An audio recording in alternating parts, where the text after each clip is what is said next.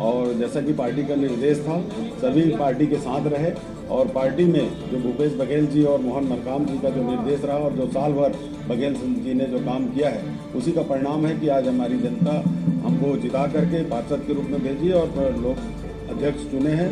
हमारा उपाध्यक्ष भी हमारा होगा। ये मेरा हमारे बीच में जिला महामंत्री जी भी उपस्थित हैं, भविंदर पाल जी, इनसे भी जानकारी लेते हैं। जी भैया, ये कांग्रेस की एकता की जीत है और भरसक प्रयास किया गया हमारी पार्टी को तोड़ने का, लेकिन कांग्रेस पार्टी हमेशा से एकजुट रही है और एकजुट रहेगी और हमें पूर्ण विश्वास है कि उपाध्यक्ष चुनाव में भी हमको 10 के 10 वोट मिलेंगे।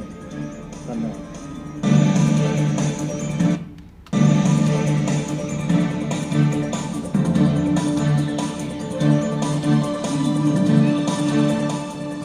तो जैसा कि आप सुन रहे थे, नगर पंचायत सरगांव से सीधा राजकुमार यादव जी यहां पर सूचना दे रहे थे।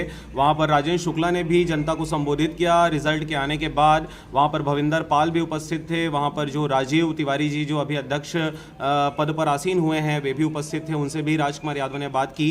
और जैसा कि आप देख रहे हैं कि वहाँ पर हो हल्ला मचा हुआ है, लोग बहुत खुश नजर आ रहे हैं। राजकुमार यादव से एक बार हम फिर बात करते हैं। यादव जी, अगर मेरी बात सुन रहे होंगे, क्या स्थिति है अभी? हाल ही में अभी राजेंद्र शुक्ला से आपने बात की है, क्या कुछ कहा उन्होंने?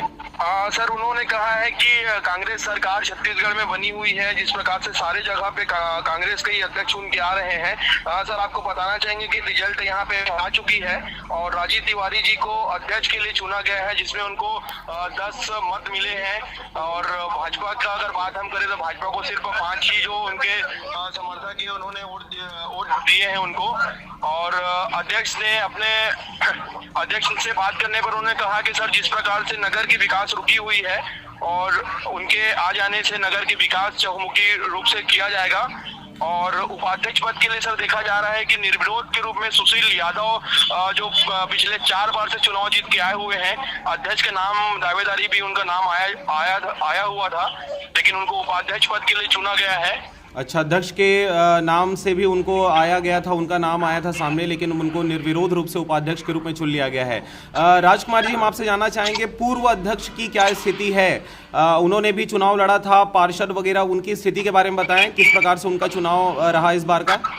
इस बार का चुनाव पूर्व जो नगर अध्यक्ष रहे हैं उनका चुनाव पार्षद के लिए वार्ड नंबर 13 से उनको कांग्रेस ने टिकट दिया हुआ था।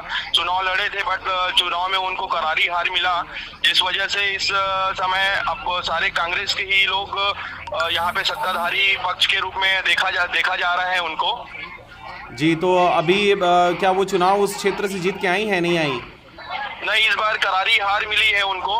जनता की अगर बात करें तो जनता के में असंतुष्ट थे उनके कार्यकाल को लेकर, जिस वजह से उनको इस बार चुनाव में शायद मात मिल गई। अच्छा, इसीलिए जनता ने उनको बाइकआउट कर दिया है। तो राजकुमार जी, आप वहाँ पे स्थिति पे नज़र बनाए रखें, क्या कुछ वहाँ पर बीतने वाला है अभी। ये थे राजकुमार यादव सरगांव से, इन्होंने जानकारी दी कि वहाँ पर जो अध्यक्ष का चुनाव है वो पूरा कर लिया गया है। उपाध्यक्ष पद पर निर्विरोध सुशील यादव जी को चुन लिया गया। राजीव तिवारी जी वहाँ पर अध्यक्ष पद पर आसीन हो गए हैं। पूर्व अध्यक्ष के कार्यकाल के बारे में राजेंद्र शुक्ला ने कुछ कहा कि उनके कार्यकाल से जनता नाखुश थी, शायद इसीलिए उनको निर्दलीय रूप से पहले जिताया गया था और बाद में वे कांग्रेस का दामन थाम कर विकास की धारा बहाने की कोशिश की, परंतु जनता उनसे नाखुश रही और यही वजह है कि इस बार कांग्रेस को बहुमत देते हुए और सीधे सीधे अध्यक्ष और उपाध्यक्ष पद पर आसीन करते हुए पूरा नगर पंचायत सरगांव की अगर बात करें तो वहां पर कांग्रेस ने अपनी सरकार बना ली है। ताजा अपडेट्स के लिए आप बने रहें आरजे रमझाजर के साथ। नमस्कार।